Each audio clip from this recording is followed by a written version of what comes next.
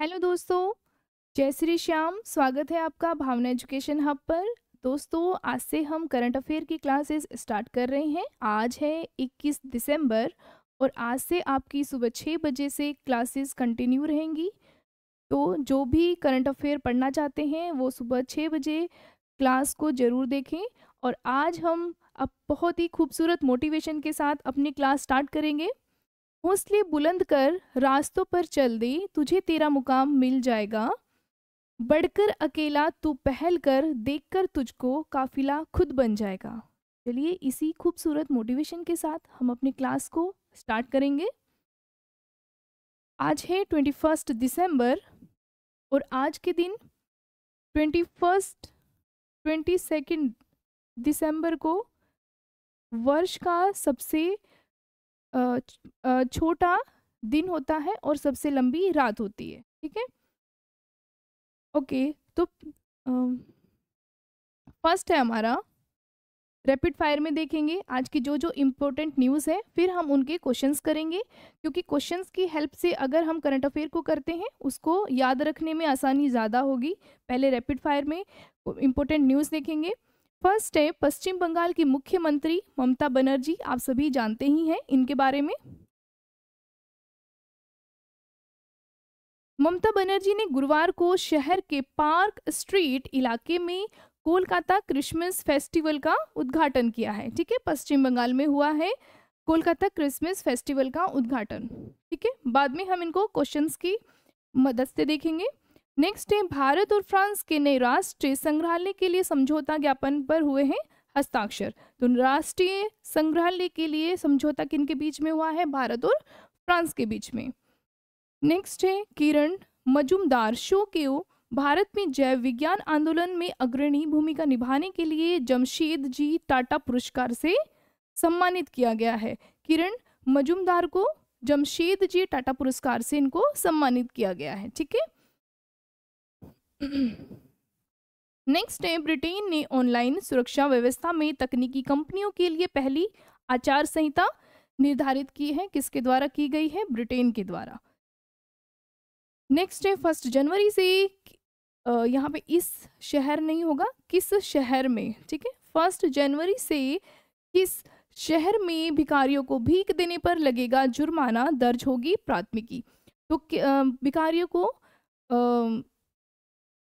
भीख देने पर जुर्माना लगेगा किस शहर में? इंदौर में। ठीक है, इंदौर में, एमपी में। नेक्स्ट है भारत चीन विशेष प्रतिनिधियों की वार्ता के में भाग लेने के लिए डोभाल बीजिंग में। ठीक है, डोभाल कहाँ पर? बीजिंग में गए हैं। नेक्स्ट है टॉम क्रूज को अमेरिकी नौसेना के सर्वोच्च नागरिक पुरस्कार से सम्मानित किया गया है। भारतीय नागरिक जनवरी 2025 से श्रीलंका की वीजा मुक्त यात्रा कर सकेंगे। तो अब भारत को अब नई श्रीलंका की वीजा मुक्त यात्रा करने की भी अपॉर्चुनिटी मिल गई है। नेक्स्ट है भारत और फिलीपींस ने मनीला में पहली समुद्री वार्ता आयोजित की है। कहाँ पर की है? मनीला में की है, भारत और फिलीपींस से। तो हम इसको with the help of trick कैसे याद रख सकते हैं? भारत ने मन से फील किया। ठीक है, भारत ने मन से फील किया। तो इसमें आपके दो तरीके से क्वेश्चन बन सकते हैं। भारत और फिलीपींस ने कहाँ पर पहली समुद्री वार्ता आयोजित की है? तो कहाँ पर की है? मनीला में की है। ठीक है, भारत ने मनीला में किसके साथ पहली समुद्री वार्ता आयोजित की है? सेकंड क्वेश्चन इस तरह से जनरेट हो सकता है, फिलीपींस के साथ। ओके, ये थे हमारे रैपिड फायर के जो लेटेस्ट अच्छी न्यूज़ है हमने उनमें डिस्कस किया है। अब हम उनको क्वेश्चन की हेल्प से देखेंगे, जिसमें हमें डिटेल में पढ़ेंगे और याद करने में आसानी रहेगी। फर्स्ट क्वेश्चन है भारत का कुल रक्षा निर्यात वित्त वर्ष 23-24 में लगभग कितने करोड़ रुपए देने का अनुमान है? ठीक है, डिफेंस एक्सपोर्ट की बात कर रहे हैं। तो डिफेंस एक्सपोर्ट में कितने करोड़ रुपए देने का अनुमान है? इसमें है 21,000 करोड़ रुपए। ठीक है, डिफेंस में और इसमें कितनी 30 गुना वृद्धि हुई है। देखेंगे वित्त वर्ष 23-24 में घरेलू उत्पादन 1.27 लाख करोड़ पर पहुंच गया है और एक दशक में इसमें कितने की वृद्धि हुई है? 30 गुना। ठीक है, बहुत ज़्यादा है, तो 30 गुना की इसमें वृद्धि हुई है डिफेंस एक्सपोर्ट में। कॉम्प्लेक्स C-29 सैन्य परिवहन विमान के निर्माण के लिए समर्पित है। किसके लिए समर्पित है? सैन्य परिवहन विमान C-295। अक्टूबर 2024 को गुजरात के वाडोदरा में Tata advanced system limited campus में टाटा एयरक्राफ्ट कॉम्प्लेक्स का उद्घाटन किया गया है। तो कहाँ पर इसका उद्घाटन हुआ है? गुजरात के वडोदरा में। ठीक है, इसको याद रखना है। अक्टूबर 2024 को गुजरात के वडोदरा में Tata advance system limited campus में टाटा एयरक्राफ्ट कॉम्प्लेक्स का उद्घाटन हुआ है। रक्षा औद्योगिकी गलियारे रक्षा विनिर्माण को बढ़ावा देने के लिए उत्तर प्रदेश में और कहाँ पर? तमिलनाडु में। उत्तर प्रदेश और तमिलनाडु में 2 रक्षा औद्योगिक गलियारों की स्थापना की गई है। तो कौन सी 2 जगह है जहां पर रक्षा औद्योगिकी गलियारों की स्थापना की गई है? वो है तमिलनाडु और यूपी। ठीक है, ये इंपॉर्टेंट है, आपका याद रखना है। नेक्स्ट क्वेश्चन है, किस आंदोलन में अग्रणी भूमिका निभाने के लिए किरण मजूमदार शो को जमशेद जी टाटा पुरस्कार प्रदान किया गया है? ठीक है, टाटा जमशेद जी टाटा पुरस्कार से सम्मानित किसको किया गया है? किरण मजूमदार शो को। ठीक है, तो आप इसमें देखेंगे 2 से 3 क्वेश्चन यहीं से बनते हैं। किरण मजूमदार को किस पुरस्कार से सम्मानित किया है? जमशेद जी टाटा पुरस्कार से सम्मानित किया गया है। सेकंड, जमशेद जी टाटा पुरस्कार से किसे सम्मानित किया गया है? किरण मजूमदार शो को। सम्मानित किया गया किस आंदोलन से? जैव विज्ञान। ठीक है, जैव विज्ञान में अग्रणी भूमिका निभाने के लिए इनको जमशेद जी टाटा पुरस्कार से सम्मानित किया गया है। बायोकॉन समूह की अध्यक्ष है, बायोकॉन समूह की अध्यक्ष है मजूमदार।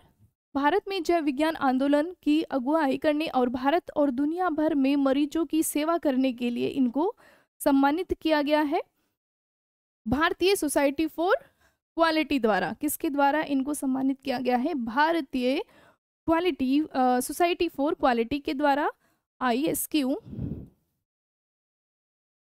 2004 में स्थापित जमशेद जी टाटा पुरस्कार का नाम जमशेद जी टाटा के नाम पर ही रखा गया था 2004 में।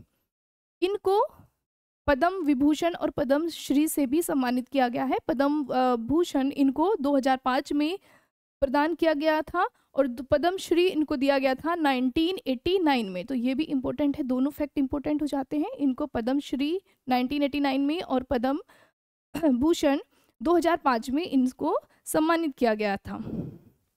बाकी ये भी देख सकते हैं, इतना इम्पोर्टेंट नहीं है, ये इम्पोर्टेंट है क्योंकि यहाँ से क्वेश्चन पूछा जा सकता है कि इनको पद्म विभूषण कब दिया गया था, पद्म श्री कब दिया गया था। तो आपको याद रखना है पद्म श्री 1989 और पद्म भूषण 2005।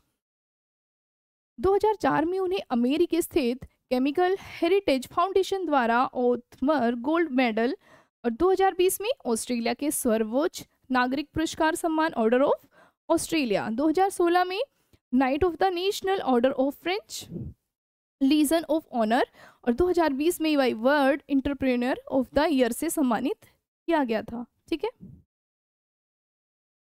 नेक्स्ट है, किस देश ने ऑनलाइन सुरक्षा व्यवस्था के लिए पहली आचार संहिता निर्धारित की है? ठीक है, ऑनलाइन सिक्योरिटी सिस्टम किसके द्वारा निर्धारित किया गया है? ब्रिटेन के द्वारा। ब्रिटेन की ऑनलाइन सुरक्षा व्यवस्था सोमवार को लागू हो गई है, जिसके तहत मेटा की फेसबुक और बाइनडांस की टिकटॉक जैसी सोशल जो कंपनियां हैं उनको आपराधिक गतिविधियों से निपटाया जा सके। ठीक है, भारत ने आपराधिक कानूनों को सुचारू कार्यान्वयन को सुनिश्चित करने के लिए 4 ऐप हैं, ई साक्ष्य, न्याय सेतु, न्याय श्रुति, ई समन का भी शुभारंभ किया है। ये भारत के ऐप हैं जिन्होंने क्रिमिनल एक्टिविटी को कंट्रोल करने के लिए, क्रियान्वित करने के लिए ये ऐप जारी किए हुए हैं। कौन सा है? ई साक्ष्य है, न्याय सेतु है, न्याय श्रुति है और ई समन है। ठीक है, तो ये क्या है, ई साक्ष्य क्या है ऐप में, इसमें सभी गवाही जो वीडियोग्राफी होती है या वीडियोग्राफी ई साक्ष्य सर्वर पर सहेजी जाएंगी और वास्तविक समय में ये अदालतों में भी उपलब्ध करा दी जाएंगी। ठीक है, ये है ई साक्ष्य, ई समन। देखिए इनके नाम से ही आप समझ सकते हैं ई साक्ष्य। ठीक है, विटनेस के तौर पर।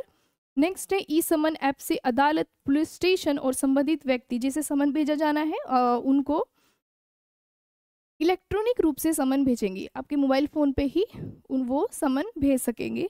नेक्स्ट है न्याय सेतु डैशबोर्ड, पुलिस, चिकित्सा, फोरेंसिक अभियान, अभियोजन और जेल अधिकारियों को जोड़ने के लिए है। यह पुलिस को वास्तविक समय के आधार पर जो जांच से संबंधित जानकारी है पुलिस को, वो सभी एक ही प्लेटफॉर्म पे उपलब्ध कराते हैं। नेक्स्ट है न्याय श्रुति सुनना, अदालतों को वीडियो कॉन्फ्रेंसिंग के माध्यम से गवाहों को सुनने में सक्षम बनाएगा। वीडियो कॉन्फ्रेंसिंग के माध्यम से ग्राहकों की जो ऑन टाइम उपलब्ध नहीं हो पाते या कुछ भी ऐसी दुविधा आ जाने के कारणवश वो नहीं पहुंच पाते हैं, तो उनको कॉन्फ्रेंसिंग के माध्यम से सुना जा सकता है। नेक्स्ट है किस शहर में 1 जनवरी 2024 को 2025 से भिखारियों को भीख देने वालों के खिलाफ FIR दर्ज की जाएगी। देखिए ये बहुत अच्छा इनिशिएटिव है कि भिखारियों को भीख देने के उसमें FIR दर्ज हो जाएगी, तो इसे ये कंट्रोल किया जा सकता है। तो ये किसने कदम उठाया है, इंदौर ने। ठीक है, MP का शहर है इंदौर, और ये ही सफाई स्वच्छता के उस में भी नंबर 1 पर है। कई सालों से स्वच्छता में नंबर 1 है इंदौर, स्वच्छता पर भी नंबर 1 है, और अब भिखारियों को साफ करने जा रहा है। ठीक है, स्वच्छता से साथ साथ भिखारियों को भी साफ करने जा रहा है। 2025 से भीख देने वालों के खिलाफ केस दर्ज किया जाएगा। इसमें जो भी भीख देते हुए नजर आएंगे उनके खिलाफ FIR दर्ज कराई जा सकती है, तो इसमें अलर्ट रहने की ज़रूरत है। यह अभियान देश के 10 शहरों में चलाया जा रहा है, जो बड़े शहर हैं, दिल्ली, बेंगलुरु, चेन्नई, हैदराबाद, इंदौर, लखनऊ, मुंबई, नागपुर, पटना, अहमदाबाद जैसे बड़े शहर इसमें शामिल हैं। ठीक है,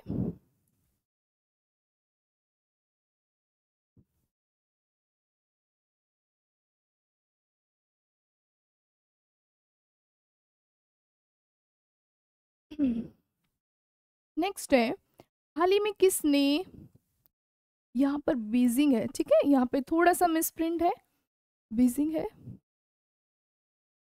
चाइना की राजधानी बीजिंग। तो हाल ही में किसने बीजिंग में भारत चीन विशेष प्रतिनिधि वार्ता में भाग लिया है, किसने लिया है, श्री अजीत डोभाल के द्वारा इसमें भाग लिया गया है, श्री अजीत डोभाल के द्वारा। ये कौन है, राष्ट्रीय सुरक्षा सलाहकार हैं अजीत डोभाल। ठीक है, यही इसमें इंपॉर्टेंट है, पूछा जा सकता है। क्या है ये, राष्ट्रीय सुरक्षा सलाहकार है अजीत डोभाल। इन्होंने बुधवार को होने वाली भारत चीन विशेष प्रतिनिधियों की वार्ता में भाग लेने के लिए मंगलवार को बीजिंग पहुंचे। श्री डोभाल अपने चीनी समकक्ष और विदेश मंत्री, देखिए ये इतना इंपॉर्टेंट नहीं है एग्जाम के पॉइंट ऑफ व्यू से, तो इसमें याद रखना है। भाग किसने लिया है, अजीत डोभाल ने, और ये है राष्ट्रीय सुरक्षा सलाहकार। ठीक है, नेक्स्ट है हाल ही में किस अभिनेता को अमेरिकी नौसेना ने नागरिक पुरस्कार से सम्मानित किया है, किसने किया है, अमेरिकी नौसेना ने नागरिक पुरस्कार से सम्मानित किया है टॉम क्रूज को। टॉम क्रूज को किया है, टॉम क्रूज को सम्मानित किया गया है नागरिक पुरस्कार से सम्मानित। स्मार्ट बॉय, ये है हॉलीवुड स्टार, बहुतों के फेवरेट होंगे हॉलीवुड स्टार टॉम क्रूज को अमेरिकी नौसेना के सर्वोच्च नागरिक सम्मान प्रतिष्ठित लोक सेवा पुरस्कार से सम्मानित किया गया है। मूवी टॉप गन, ये इनकी मूवी के नाम है, movie top gun born of on the 4th July, a few good man और मिशन इम्पॉसिबल फ्रेंचाइज में उनके काम के माध्यम से नौसेना और मरीन कोर्प्स में उनके उत्कृष्ट योगदान के लिए था। ठीक है, और ये किसके द्वारा दिया गया है, सचिव हैं कार्लोस डेल टोरो। पूछा जा सकता है किसके द्वारा दिया गया है ये उनको। कार्लोस डेल टोरो ने क्रूज को पदक प्रदान किया है। ठीक है, 2 नाम याद रखने हैं। नेक्स्ट है हालिया एक रिपोर्ट के अनुसार दिसंबर 2024 तक सर्वोच्च न्यायालय में कितने मामले लंबित है? कितने मामले सर्वोच्च न्यायालय में लंबित है? 82,000। ठीक है, बाकी यहाँ पर आंकड़े हैं कि उच्च न्यायालय में, अधीन न्यायालय में कितने कितने जो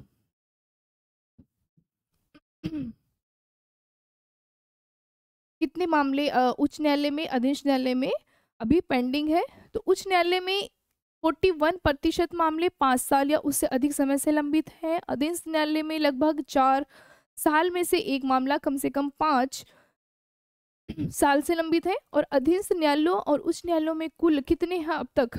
45 लाख मामले। तो आप देख सकते हैं अभी कितने लंबे बड़े स्केल में 10 साल से अधिक समय से लंबित है। उच्च न्यायालय में 21% मामले और अधीन न्यायालय में 8% मामले 10 साल से अधिक समय से लंबित है। ठीक है, तो इसका बहुत ही नेगेटिव इम्पैक्ट है। नेक्स्ट है भारतीय नागरिक अगले वर्ष जनवरी से किस देश की वीजा मुक्त यात्रा कर सकेगा? तो किस देश की कर सकेगा वीजा मुक्त यात्रा? श्रीलंका की। ठीक है, और श्रीलंका किस में शामिल हो जाता है? भारत 39 ऐसे देश हैं जो श्रीलंका की वीजा मुक्त यात्रा कर सकते हैं, तो भारत भी उनमें से एक शामिल हो जाता है। और हेनले पासपोर्ट के अकॉर्डिंग सब नंबर 1 पर है सिंगापुर, फर्स्ट पे आता है हेनले पासपोर्ट में।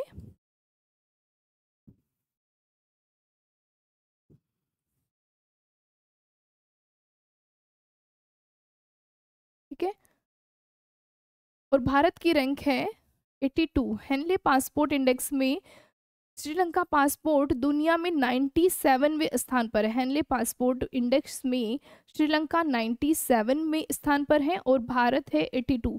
तो अक्सर ऐसे क्वेश्चन पूछे जाते हैं, इंडेक्स पूछे जाते हैं, उसमें भारत की रैंक कितनी है, फर्स्ट पे कौन है और जारी कौन करता है। तो इस टाइप के क्वेश्चंस में पूछा जाता है जारी कौन करता है, भारत की रैंक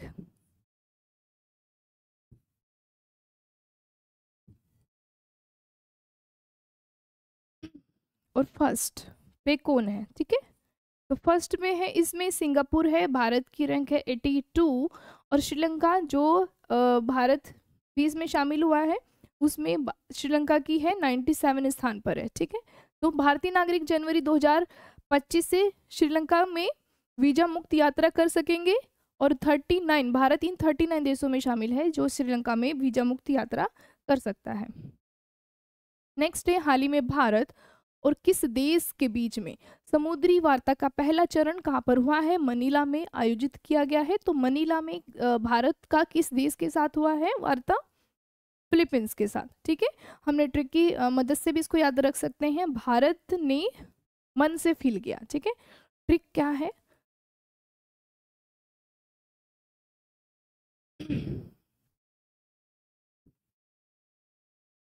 ट्रिक से अगर हम इसको याद रखें तो भूलेंगे भी नहीं। भारत ने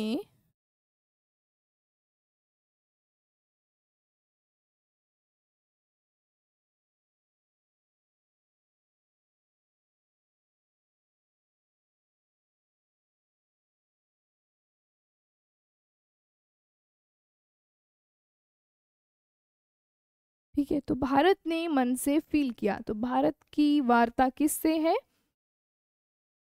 भारत ने वार्ता किसके साथ की है? फिलीपींस के साथ की है। कहाँ पर की है? मनीला में की है। ठीक है, ऐसे याद रखेंगे। भारत फिलीपींस का पहला समुद्री संवाद कहाँ पर आयोजित हुआ है? मनीला में आयोजित हुआ है। सम्मेलन में भारत की शानदार समुद्री विरासत और वैश्विक व्यापार, संस्कृति और नवाचार में इसके गहन योगदान का जश्न मनाया गया है। राजधानी में आयोजित 2 दिवसीय सम्मेलन में 11 देशों के प्रतिनिधियों ने भाग लिया, जिन्होंने इस आयोजन के अंतर्राष्ट्रीय महत्व पर प्रकाश डाला है। ठीक है, नेक्स्ट है कंधमाल जिला किस राज्य में है जहां आम की गुठलियों से बना दलिया खाने से 3 महिलाओं की मौत हो गई है? जो आम की गुठली होती है उससे बना दलिया खाने से 3 महिलाओं की मौत हो गई है कंधमाल जिला में। तो ये जिला कहाँ पर है? ये जिला है उड़ीसा में।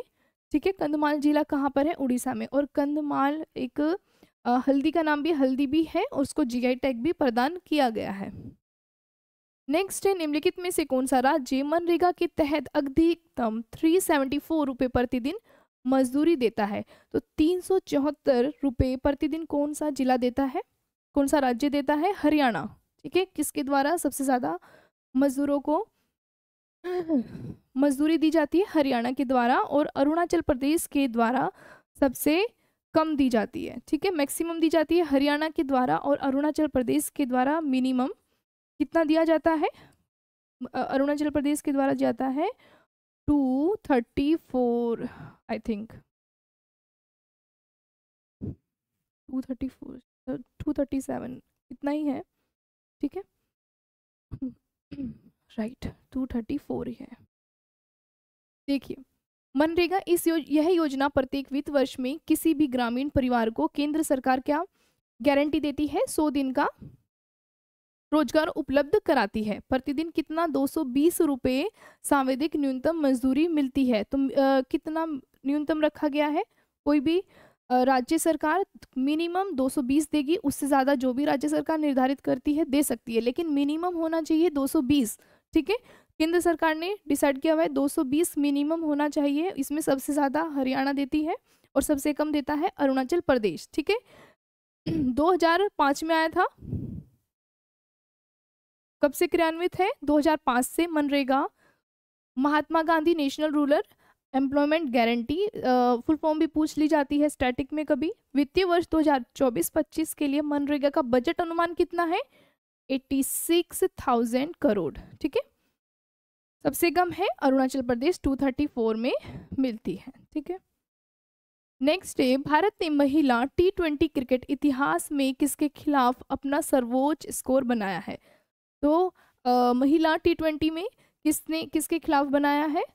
वेस्ट इंडीज के खिलाफ। भारत ने महिला T20 क्रिकेट इतिहास में किसके खिलाफ अपना सर्वोच्च स्कोर बनाया है? वेस्ट इंडीज के खिलाफ बनाया है। स्मृति मंधाना ने T20 सीरीज में किसी भारतीय महिला द्वारा सर्वाधिक रन बनाने का रिकॉर्ड बनाया है। तो इनका नाम याद रखेंगे, स्मृति मंधाना। इंपॉर्टेंट और फेमस पर्सनैलिटी है, इनसे काफी क्वेश्चन बनते हैं, एग्जाम में पूछा जा रहा है स्मृति मंधाना। और मिताली राज का इन्होंने रिकॉर्ड तोड़ा है। किसका रिकॉर्ड तोड़ा है? मिताली राज का रिकॉर्ड तोड़ा है।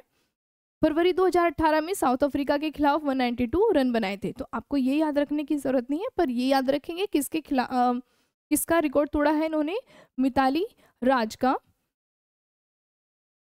मंधाना ने 8 बार T20 में अर्धशतक जड़ा है। उन्होंने मिताली राज को पीछे छोड़ा, जिन्होंने 2018 में 7 बार 50+ स्कोर बनाया था। नेक्स्ट है, हाल ही में किस राज्य में शहर के पार्क स्ट्रीट इलाके में कोलकाता क्रिसमस फेस्टिवल का उद्घाटन किया? कोलकाता क्रिसमस फेस्टिवल का उद्घाटन किस राज्य में किया गया है? वेस्ट बंगाल में। किसके द्वारा? ममता बनर्जी। यह फेस्टिवल कब से कब तक चलेगा? 19 दिसंबर से 30 दिसंबर तक चलेगा। कब तक चलेगा ये फेस्टिवल? 19 से 30 दिसंबर तक चलेगा। 24 और 25 दिसंबर को इलाके में कोई वाहन नहीं चलेगा। मतलब ये फेस्टिवल मनाया जाएगा और यहाँ पर कोई भी एक भी व्हीकल नहीं चलेगा 24 और 25 को क्रिसमस के टाइम पर। देश के अलग अलग कोनों के कलाकार यहाँ पर हिस्सा लेंगे, प्रदर्शन करेंगे। ठीक है, एंड हमारा लास्ट क्वेश्चन है, भारत ने किस देश के साथ नए राष्ट्रीय संग्रहालय के विकास के लिए एक समझौता पर हस्ताक्षर किया है? तो किसके साथ किया है भारत ने? फ्रांस के साथ किया है। फ्रांस के साथ भारत और फ्रांस ने कब किया है? गुरुवार को राष्ट्रीय राजधानी के ऐतिहासिक नॉर्थ ब्लॉक और साउथ ब्लॉक में पेरिस के लोवर की तर्ज पर नए राष्ट्रीय संग्रहालय के विकास के लिए एक समझौते पर हस्ताक्षर किया है भारत ने फ्रांस के साथ। भारत नामक यह संग्रहालय जब बन जाएगा तो ये क्या होगा? दुनिया का सबसे बड़ा संग्रहालय होगा। ठीक है, ये इंपॉर्टेंट है क्योंकि क्या होगा? दुनिया का सबसे बड़ा संग्रहालय होगा, इसलिए ये इंपॉर्टेंट हो जाता है।